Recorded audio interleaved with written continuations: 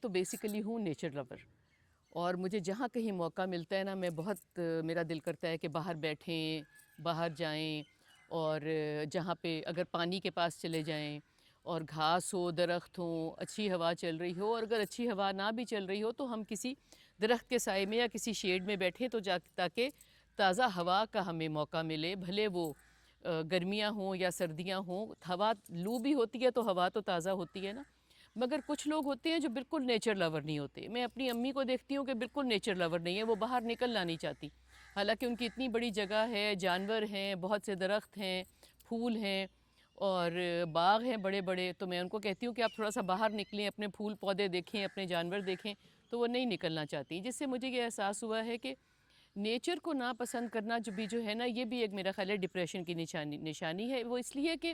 Nature تو ہمارے اندر موجود ہے نا، ہمارا دل کرتا ہے ہم آسمان دیکھیں، ہمارا دل کرتا ہے کہ ہم زمین دیکھیں، ہم ہریالی دیکھیں، یہ ہر کسی کا دل کرتا ہے نا۔ تو کہنے کی بات صرف یہ ہے کہ اگر آپ کے بچے باہر نکلنا نہیں چاہتے، آپ کے بچے باہر کھیلنا نہیں چاہتے، چھوڑ دیں اس بات کو کہ وہ آج کل گیجٹس کا زمانہ ہے تو بچے ٹی وی کے آگے بیٹھے ہیں اور بچے فون کے آگے بیٹھے ہیں یا کچھ بھی۔ اگر آپ سیاحت کے لیے کہیں جاتے ہیں، بچوں کو کہیں گھمانے کے لیے لے کر جاتے ہیں، کسی پارک میں لے کے جاتے ہیں، تو آپ دیکھتے ہیں کہ وہ پھر بھی ادھر ادھر نہیں دیکھ رہے آسمان کی طرف، یا جھیل ہے تو پانی سے نہیں محظوظ ہو رہے، اندر کوئی مچھلیاں نہیں ڈھونڈ رہے جیسے بچے کرتے ہیں، اور یا وہ کچھ ایسا نہیں دیکھ رہے۔ آپ ملک سے باہر بچوں کو لے کے جاتے ہیں تو وہ یہی چاہ رہے ہیں کہ شاپنگ سینٹر چلا جایا جائے یا کسی اور جگہ جہاں پہ کھلونے ہیں وہاں چلا جایا جائے، تو کوئی یہ ڈیمانڈ نہیں کر رہا کہ ہم کہیں جھیل کے کنارے یا کہیں کسی باغ میں یا کہیں جا کے بیٹھیں۔ تو یہ بہت دیکھنے والی بات ہے کہ بچوں میں یہ شوق پیدا کریں،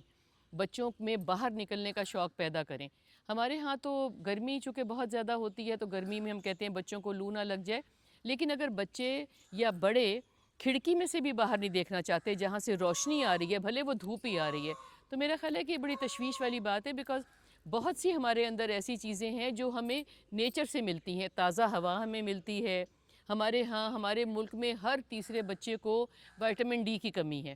تو ہمیں تھوڑا سا سورج میں بیٹھنا چاہیے۔ اور پھر ایک بہت اچھی بات ہے کہ اگر ہمیں یہ عادت ہو جائے کہ ہم سورج نکلتا بھی دیکھیں اور سورج ڈھلتا بھی دیکھیں، ایک تو سین بہت خوبصورت ہوتا ہے،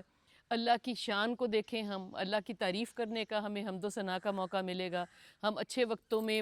پازیٹیو وقت میں اور بر وقت نمازیں بھی ادا کر سکیں گے، اور ہم ایک بہت خوبصورت سے سین کے ساتھ محبت میں بھی گرفتار ہو جائیں گے، اور پھر ہمارا دل کرے گا کہ ہم جلدی اٹھ کے یہ سین دیکھیں اور اس سے محظوظ بھی ہوں۔